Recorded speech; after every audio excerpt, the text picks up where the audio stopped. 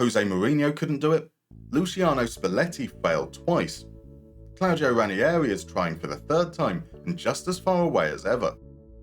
I am, of course, talking about winning Serie A with Roma. It is nearly a quarter century since Fabio Capello lifted the Scudetto, so that's today's challenge. Using a data-led approach, let's get Roma another Serie A title and Football Manager 24. Welcome to the Moneyball Clinic, where I'll be taking a look at a different team each episode, analysing their squad, creating a simple tactic, and using performance data to suggest practical transfer targets. We're going back in time to the end of the 23-24 season so we can set Roma on a different path. Using the global transfer embargo mod, linked in the description, and set up in real world mode, I simulated the first season until Roma finished 6th, just like in real life. Not everything is like real life though. Graham Potter became manager of Juventus, Paris Saint-Germain won the Champions League, England won the Euros. Not very realistic now, FM. It's also not very realistic for me to get the Roma job, so let bygones be bygones. This is where we start, a clean slate before summer transfer activity. No Dovbyk, no Sule, no Lafitte. So let's assess the squad based on De Rossi's preferred 4-2-3-1 and make our transfer plans. In goal, Rui Patricio was the starter. Good at sweeping, excellent with the ball at his feet, rubbish at shot stopping.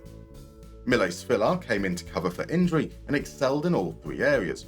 He's now our starter, and Rui Patricio has been sold to West Ham for €900,000. Pietro Burr did not play, and I'm not sure he's good enough, so let's get a backup keeper. Here's the criteria: a positive XG prevented, possession won 6 times or more, possession lost 3 times or fewer, a willingness to be a backup. Enter St. Pauli's Nicola Vassili. He ticks all the boxes and arrives for €2.5 million, 30k per week. At right back, Rasmus Christensen was the starter. Due to the transfer embargo, we can't sign any of the loan players permanently, so we'll disregard them for this. Karsdorp was the backup. Exceptional tackle win rate, super progressive, and pretty creative. Those last two means he loses the ball quite frequently, but it's a fair trade. A good two-way defender. Zeki Shelik didn't play enough to make a fair judgment, so we've sold him for €8 million to Everton. At centre-back, Smalling was okay. Won his headers at a decent rate, but a little underwhelming in the tackle. He was safe on the ball. Serviceable at best. Ndicka was great, won his duels at a great rate, and helped progression with his passing and dribbling. Our best player here. Mancini was like Smalling, but worse in the air. For our highest earning centre-back, that's not good enough, so he's been sold to Man United for €24 million. Marish Kumbula joins him out the door. He didn't play on loan at Sassuolo, and we've sent him to Levante for €2.2 million. That means we need defenders, so here's the criteria. Possession won more than 12 times. Possession lost 6 times or fewer. At least 5 progressive passes per 90. 70% header win rate and 80% tackle win rate. I've actually treated this like a kind of pendulum scale. I will accept a lower tackle win rate in exchange for a higher header win rate. Something like 79% tackles and 71% headers, or 78% tackles and 72% headers, and so on, with the lowest being 75% of both. That led us to Taylor Harwood-Bellis, remarkably available on a free transfer. A modest 35k per week, and that's a bargain. He'll be joined by Lautaro Valenti. The Parma centre-back was outstanding in his duels and should be able to make the step up to Serie A. He arrives for €4 million and 34k per week. At left-back, Leonardo Spinazzola. Wins his tackles, safe on the ball, progressive, dribbly, not very creative. We do need depth here, and I'd like someone who can impact the final third.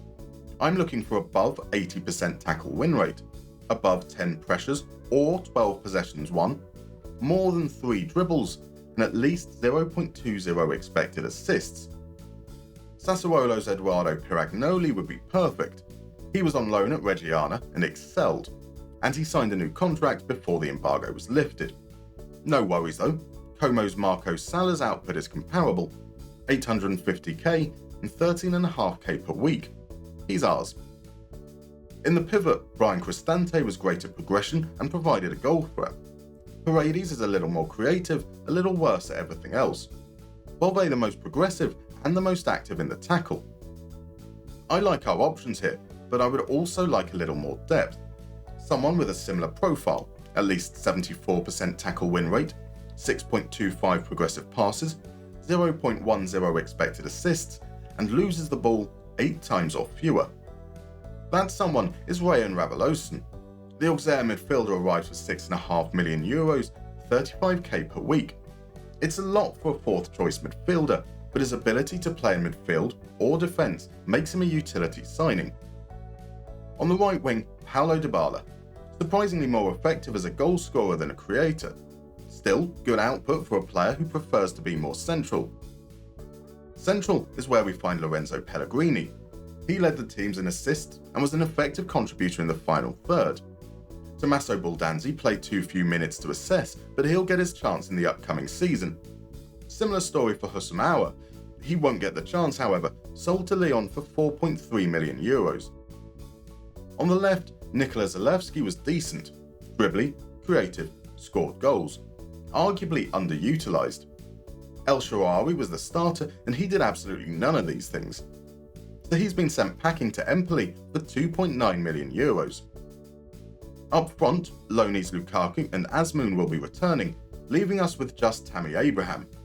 He barely played and has been sold to Aston Villa for €15.25 million. Belotti didn't play much out on loan at Fiorentina either, but showed he can still be an effective goalscorer. An accusation which can't be levelled at Shomurodov. He's been sold to Hellas Verona for €3.6 million. We need strikers, and the criteria is very simple. Above 0.50 goals per 90, a positive XG over performance, then either above 40% header win rate or more than 1.50 dribbles. Francesco Pio Esposito needs no introduction, absolutely tearing it up in Serie B. €10.5 million is a bargain, but it's quite a step up when we're looking for someone to be a starter. So perhaps surprisingly, I'd rather go for Diondrena Beljo. A smaller sample size, a far less impressive pizza chart, but he's doing it in a top 5 league already. Moreover, his 0.56 goals from 1.76 shots is incredible. Imagine what he'd be like with more service. €5.5 million, 35k per week. I want a backup plan. Well, Belotti is the backup plan. I want a backup to the backup plan, and that comes in the form of Ante Matic Juric. There was little difference between Serie B and the Hrvatska Nogometna Liga, and so he comes in as a developmental option for considerably less than Esposito would have cost. €550,000 to be precise, and 7k per week. On paper, some pretty decent business. €63 million raised, €20 million spent. Our wage bill reduced from €2.25 million to €1.6 million per week. But the game's not won on paper, it's won on the chalkboard. You see, I have an idea, so let's talk tactics. We'll be going with a possession-based 3-5-2. That's shorter passing, playing out of defence, and fairly narrow. I want to encourage our players to run at defence in the final third. We'll roll the ball out to aid deep build-up, and we'll counter-press because you know we always counter-press. It's simply the best. Time to get the ball back. To get the ball back. out of possession will increase both line of engagement and defensive line by a notch. We want to trap inside because that's where the numbers are. Press more often and prevent goalkeeper distribution to disrupt opposition build-up, and step up more to encourage more active engagement. A balanced mentality will be fine. In defence, we'll have two wide centre-backs flanking a plain old central defender. They will provide support underneath, whilst occasionally stepping forward with the ball when the opportunity presents itself. Behind them, a sweeper keeper on support to actively complement our high defensive line. The reason for a back three is to give freedom to our midfield four. Now I know what you're thinking, a 3-5-2 doesn't have four midfielders, and you'd be right. But up front we're going to use a false nine. Dybala prefers to play central and has the technical ability to drop into the midfield and help us overload central areas. As we move into the final third, he will get forward and become that second striker. The trio behind him will be a Mezzala, a Carrilero and a roaming playmaker. Taking inspiration from Francisco Javier Garcia Pimienta, video linked in the description below, there should be plenty of dynamic movement between the midfielders, making them difficult to mark. Width will come from the wing-backs, attacking on the left, the side of the Carrilero, supporting on the right, the side of the Mezzala. The remaining striker is a poacher. The movement of the midfielders allows our primary striker to concentrate on purely being a goal threat. That in part is why Beljo appealed to me. He has one job, to score goals, and that's something he's pretty darn good at. That's it, not a single player instruction. There is a slightly more defensive variation for games against good teams, with the roaming playmaker swapped out for an anchor. And that means our squad depth looks something like this. All players should expect to get a decent amount of game time over the course of the season, whilst we have a couple of young midfielders in the reserves should the need arise. All that's left to do is play the game. Here's how it works. All responsibilities have been delegated except those pertaining to transfers, staffing, media, training, set pieces, all under the auspices of our backroom team. I'll go on holiday between games, turn up on the match day, pick the starting 11, then hit instant result. After the game, I'll give the players 1 day's rest. Repeat ad nauseum. So let's see how we got on, starting with the new arrivals. Deandrena Beljo made an immediate impact. A brace on his debut is a good way to ingratiate yourself with fans, as part of a 7-0 win that really set the tone for the campaign. His crowning moment, however, came in Europe. 4 goals against Borussia Dortmund showcased his finishing ability. Towering headers at the far post, side-foot finishes from cutbacks, curling beauties from outside the box. Beljo finished the season with 30 goals in all competitions, an astonishing 0.95 goals per 90. And, despite being used as a poacher, his defensive contribution was pretty immense. His compatriot, Juric, didn't get as much of a look in. He did score 2 minutes into his debut, but a torn abdominal muscle limited his opportunities. When Belotti's contract expires at the end of the season, I'm confident he's capable as the backup. Marco Sala was good. He provided width, sent in crosses, provided assists, 11 in total for the season. He did the things we wanted. Created, dribbled, applied pressure. Initially he rotated with Spinazzola, but as the injuries piled up for his older teammate, we did make a move in the January transfer window. Enter Eduardo Piragnolo. His new contract was just 6 months old, but that's long enough for him to consider a move. 5.25 million euros, 28k per week, and we finally got our initial target. He was like Salah, but even better. Rayan Ravalosan will have to go down as a disappointment. His pizza chart is underwhelming, although he did split his time between central midfield, defensive midfield and centre-back. Bizarrely, he did well in the air as a defender, poorly when playing higher up the pitch. Overall, he was safe and dependable, but we needed more from him. A player we did get more from was Taylor Harwood-Bellis. In fact, we got the most. His 4,471 minutes led the team. Great in the tackle, great in the air, great at progression. I'm delighted with him. As I am with Valenti. He came in as a rotation option and was safe on the ball, more progressive, but not quite as good in his duels. Still, more than good enough.